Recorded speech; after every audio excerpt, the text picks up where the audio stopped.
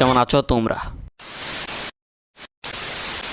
তো ভাই দেশ স্বাধীন হওয়ার পর দেশে যখন কোনো পুলিশ ছিল না, তখন পুলিশের অনেকগুলো দায়িত্ব পালন করেছি আমরা সাধারণ শিক্ষার্থীরা, যার মধ্যে অন্যতম একটা হলো ট্রাফিক সামলানো। এদের ট্রাফিকের দায়িত্ব পালন করা নিয়ে অনেকে সমালোচনা করেছে। সমালোচনাকারীদের সমালোচনা করার পিছনে অনেকগুলো লজিকও আছে, যার মধ্যে অন্যতম একটা লজিক হলো মেয়েরা কেন রাস্তায় নেমে ট্রাফিকের দায়িত্ব পালন করবে। আবার তাদের এইটা বলার পিছনেও কিন্তু যথেষ্ট লজিক আছে, কেননা অনেক মেয়েই দেখা গেছে যে ট্রাফিকের দায়িত্ব পালন করতে আসছে শাড়ি চুরি পরে।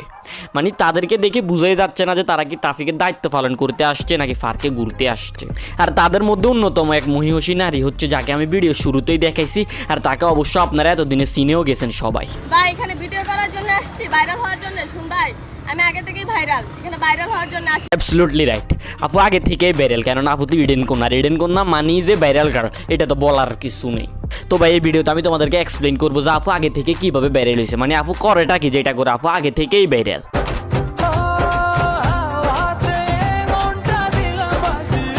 দেখছো ভাই আপুর ট্যালেন্ট, এরকম ট্যালেন্ট থাকার পরেও যদি কেউ ভাইরাল না হয়, এরকম ট্যালেন্ট শো করার পরেও যদি কেউ ভাইরাল না হয়, তাহলে ভাইরাল হবেটাকে। আর আগে থেকেই যারা এরকম ট্যালেন্ট দেখাইছে, যত আপুর এরকম ট্যালেন্ট দেখাইছে, ট্যালেন্ট শো করছে, তারা সবাই কিন্তু ভাইরাল হয়েছে। তাই আপুর ক্ষেত্রেও কিন্তু ভিন্ন কোনো কিছু হয় নাই, আপুর ট্যালেন্ট দেখাইছে, ভাইরাল হয়েছে।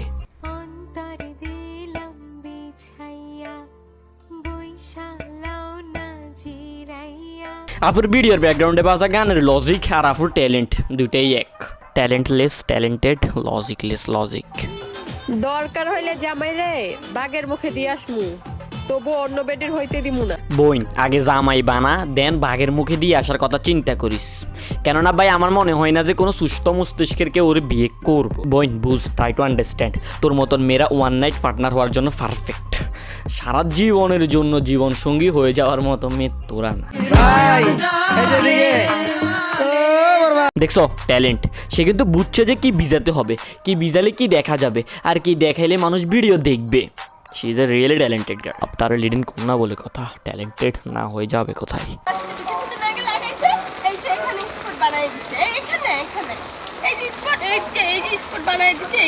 আর এই ভিডিওতে করা আপুর ন্যাকামের মাধ্যমে আমরা বুঝতে পারি যে আপুর ট্যালেন্ট নির্দিষ্ট এক জায়গায় সীমাবদ্ধ না, আপুর ট্যালেন্ট আপুর শরীরের বিভিন্ন অংশে ছড়িয়ে ছিটিয়ে আছে। আমি বাঙালি নারী, ঠিক আছে? আমি যদি শাড়ি না পরি কে পরবে ভাই? আমেরিকার মেয়ে শাড়ি পরবে? আমি বাঙালি নারী, আমি হাতি চুরি করব, আমি শাড়ি পরবো, আমার কপালে টিপ থাকবে। ভাই আপু কিন্তু কথাটা অযৌক্তিক বলে নাই, আপু কিন্তু কথাটা যুক্তিকই বলছে, জাস্ট যুক্তিক কথাটাকে অযৌক্তিক জায়গায় এনে প্রয়োগ করছে। শাড়ি তো বাঙালি নারীরাই পরবে। আর আপনি যেটা বলতেন টিপ পরার কথা, আপু টিপ কিন্তু বাঙালি নারীদের পরার জিনিস না, টিপ শাহবাগী নারীদের পরার জিনিস। ওই আইডল আপনারা কোথায়? ফারাজ করিম ভাই, আফ্রিদি ভাই, তাশরিফ খান ভাই, সুমন স্যার আপনারা কোথায়?